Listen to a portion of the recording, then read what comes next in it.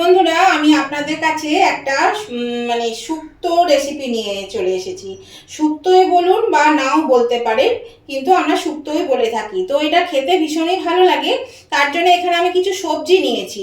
সেটা হচ্ছে বেগুন, এখানে গাজর, এখানে হচ্ছে পেঁপে, এখানে কাঁচকলা।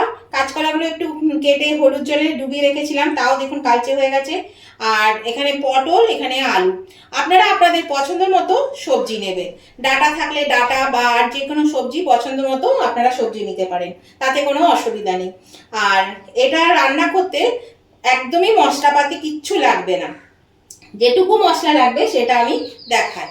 এই রান্নাটায় যে মশলাটা লাগবে সেটা হচ্ছে, এখানে রাঁধুনি নিয়েছি আমি 1 চা চামচ, এখানে 1.5 ইঞ্চি মতো আদাকে একটু কুচি করে নিয়েছি, আর এখানে 4-5টা লঙ্কা, খুব বেশি ঝাল নেই সেই অনুযায়ী একটা লঙ্কা নিয়েছি। এটা আমি একটা মিক্সিং জারের মধ্যে নিয়ে নিলাম, এটা ঢেলে আমি পেস্ট করে নেব। আর এটার সঙ্গে যেটা মেন উপকরণ লাগবে সেটা হচ্ছে আমার বাগানে আছে, তো আমি সেই বাগান থেকে তুলে নিয়ে আসবো। তাহলে চলুন, এই দেখুন আমি এর মধ্যে সব ঢেলে নিলাম। এই মশলাটা আমি পেস্ট করে নেব মিক্সিং জারে। আর যে উপকরণটা লাগবে মেন উপকরণ সেটা আমার বাগানে আছে, সেখান থেকে আমি তুলে নিয়ে আসছি। ততক্ষণে বেগুনটা আমার ভাজা হয়ে যাবে। বাগানে চলে এসেছি।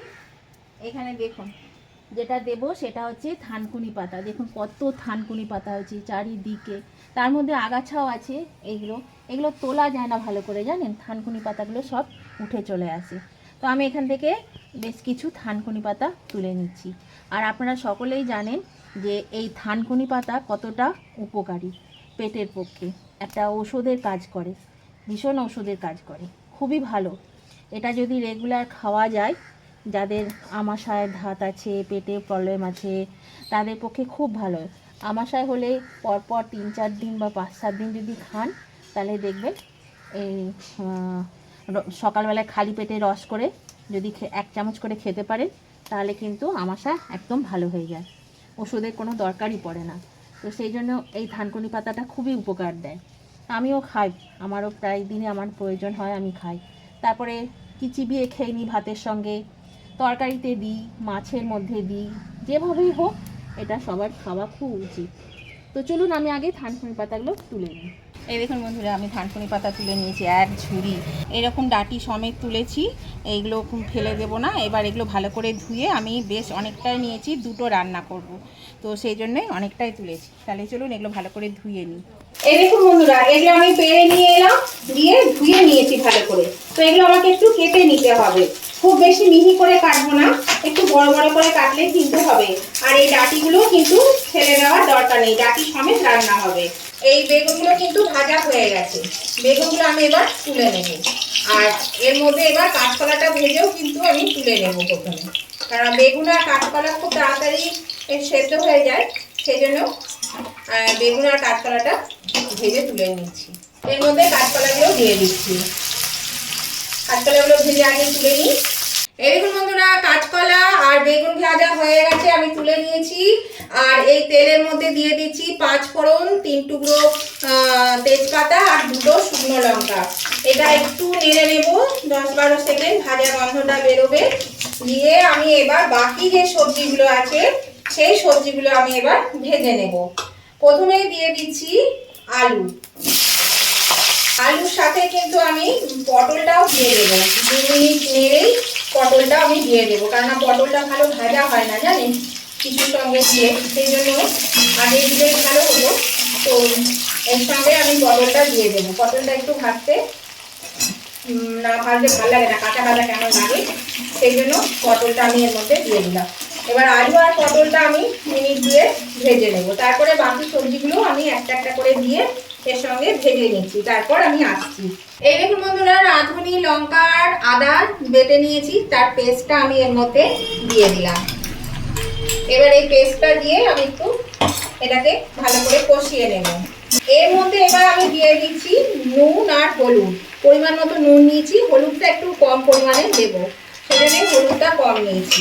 এবার আমি নুন, হলুদ আর এই পেস্ট করা মশলাটা দিয়ে আমি কিন্তু এটা ভালো করে একটু কষিয়ে নিই। এই মিনিট 2-1 মতন কষিয়ে নিলেই কিন্তু হয়ে যাবে।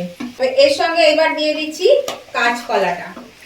এই যে কাঁচকলাটা দিয়ে দিচ্ছি, কাঁচকলাটা এর সঙ্গে কষিয়ে নেব। বেগুনটা কিন্তু এখন দেবো না, কেননা পেঁপেটা সেদ্ধ হবে, আলুটা সেদ্ধ হবে, এগুলো সেদ্ধ হতে কিন্তু একটু মানে সময় লাগে। বেগুনটা দিলে একদম গলে যাবে, আর কাঁচকলাটা কিন্তু মানে সেদ্ধ হয়ে যাবে কিন্তু অতটা বলবে না, সেই বুঝে করতে হবে।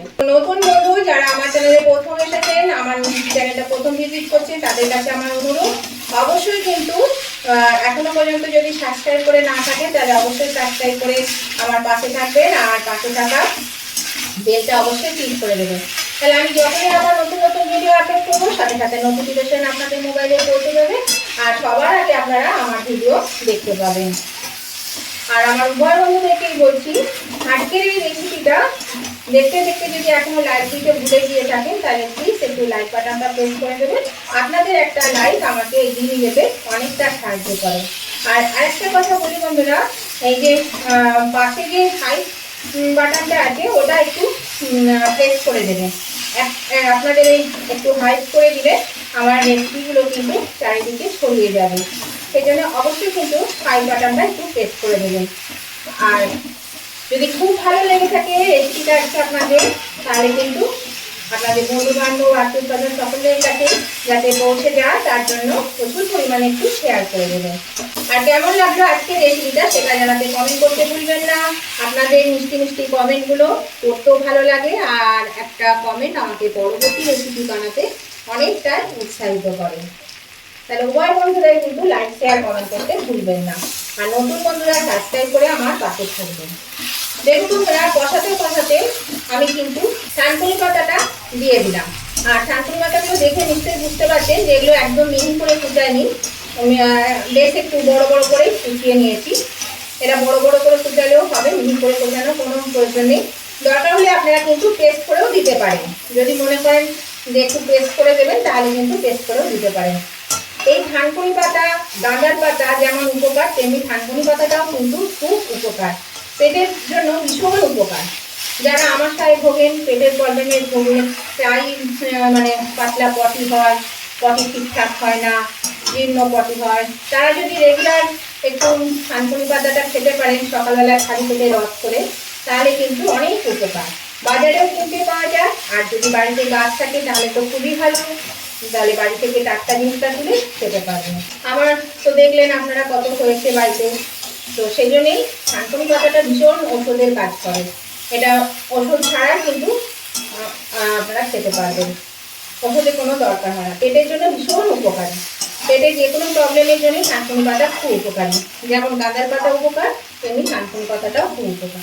আপনারা চাইলে এইভাবে কিন্তু খেতে পারেন, আবার তরকারির সঙ্গে দিয়ে খেতে পারেন। তবে যেহেতু এটা ঔষধের কাজ করে সেই জন্য কিন্তু এর মধ্যে মশলাপাতি কিন্তু কিছুই দেওয়া যাবে না, মশলা ছাড়াই রান্নাটা করতে হবে খুব হালকাভাবে, তবেই কিন্তু এর গুণাগুণটা বজায় থাকবে, আর আপনার যে প্রবলেম সেটাও কিন্তু সারবে। কিন্তু মশলা দিয়ে ভালো করে কষিয়ে বা ভালো করে প্রচুর মশলা দিয়ে পেঁয়াজ রসুন দিয়ে তাহলে কিন্তু এটা খেতে পারবেন না। এবার বন্ধুরা আমি এই যে মিক্সি ধোয়া জলটা দিয়ে দেব, এই জলটা আমি দিয়ে দিচ্ছি। এখানে অল্প জল দিয়েছি বন্ধুরা। এবার আমি এই কাপের 1 কাপ দুধ দিয়ে দিচ্ছি। আমি কিন্তু এমনি নর্মাল দুধ দিচ্ছি, মানে লিকুইড দুধ দিচ্ছি, আপনারা চাইলে এখানে গুঁড়ো দুধ ব্যবহার করতে পারেন। তো এখানে আমি আরও 1 কাপের মতন জল দেব, কারণ এটা একটু পাতলা পাতলা হবে, সেই জন্য আমি কিন্তু আরও 1 কাপ জল দিয়ে দিচ্ছি। আমি দেখুন আর 1 কাপ জল দিয়ে দিলাম। এটা কিন্তু বেশ পাতলা করে খেলে ভালো লাগবে। তো এই গরমের দিনে যদি প্রথম পাতে এরকম একটা শুক্তো রেসিপি থাকে তাহলে কিন্তু খুবই মানে ভালো লাগে খেতে, বেশ জমে ওঠে ভাতটা।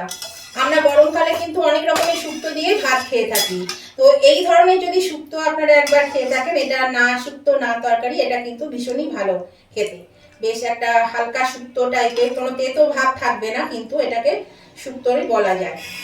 সেই জন্য এইভাবে রান্না করবেন, দেখবেন খেতে কিন্তু ভীষণ ভালো লাগছে। আমি এটাকে 2 মিনিটের জন্য একটু ঢাকা দিয়ে দেবো, 2 থেকে 3 মিনিট। এরকম বন্ধুরা এটা কিন্তু সব সবজি সেদ্ধ হয়ে গেছে। তো এই দেখুন কাঁচকলা সেদ্ধ হয়ে গেছে, পেঁপে সেদ্ধ হয়ে গেছে, আলু সেদ্ধ হয়ে গেছে, এই যে সব সিদ্ধ হয়ে গেছে, গাজর সিদ্ধ হয়ে গেছে।